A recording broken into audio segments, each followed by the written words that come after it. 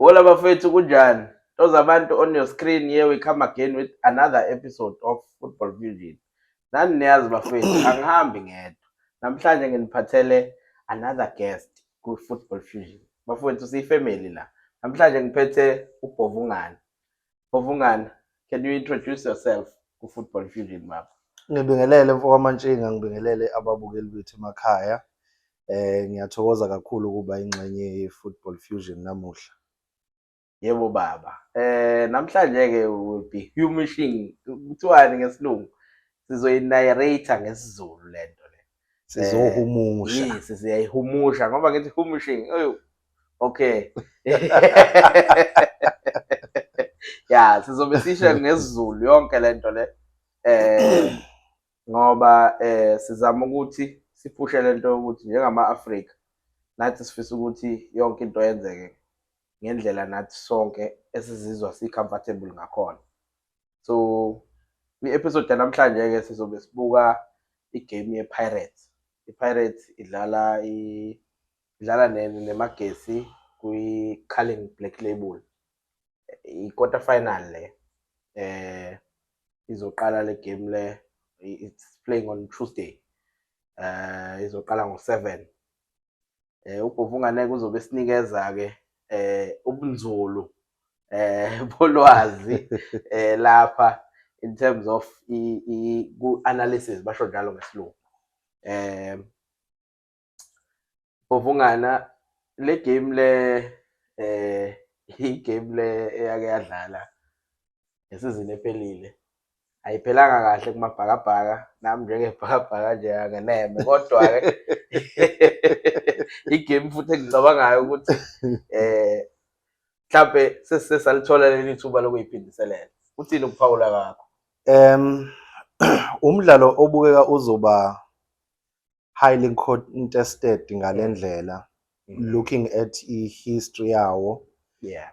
Uma ubuka ama-team o-2 aza kulo mdlalo with i-conviction yokuthi bo-2 bafuna ukuwina. Imagesi ine-motivation yokuthi they are the defending champions, so obviously bazofuna ukuyigcina i-cup kuma-shelves abo. I-Orlando Pirates on the other hand, sekuyisikhathi bagcina ukuyithatha, that's motivation number 1. Number 2, baqeda kuphuma kwi-CAF ngendlela engathokozisanga. So obviously abadlali bafuna ukuyiredeema. Everyone is motivated. I think u-coach wabo we-Orlando Pirates umsebenzi awukho mkhulu kakhulu other than ukuthi ama-tactics akhe abe right this time around, kungenzeki repeat of what happened ngonyaka ophelile. So I think more than anything it's a game yomqondo more than anything this time around, because bonke abadlali on both sides banaleyo motivation abanayo, looking at i-history and the recent developments enzekile in both teams. And looking at ama-games, the past 3 games alama teams o-2 kuyakhombisa ukuthi imagesi is capable of competing against i-Orlando Pirates, or not just i-Orlando Pirates kuphela, but is capable of competing against ama-team amakhulu. Bayakwazi ukuza ne-game plan bayi-impose, and in most cases babe even victorious. Ukuyithatha kwabo last season badlule kuwona ama-big guns, so bazobuya with that motivation ukuthi if we've done it before, yini engazivimba ukuthi siphinde siyenze futhi again this year. Yeah. Ngicabanga ukuthi usukusho okuningi ebengithi zokubuza khona ngoba mawuthi imagesi i-team ebukeka ngathi yawashaya ama-team amakhulu.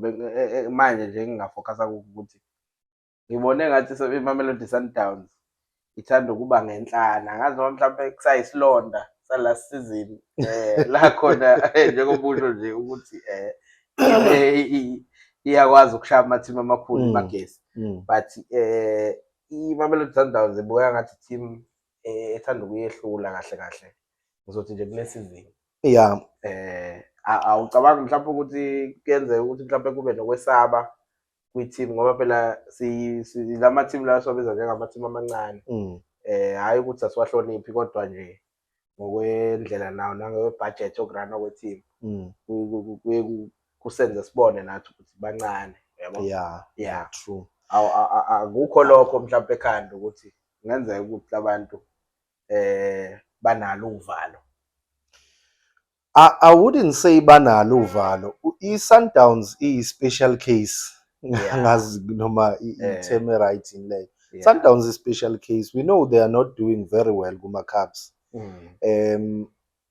But come kwi-league game, they will show you flames. Noma ngathiwa yiphi i-team abadlala nayo.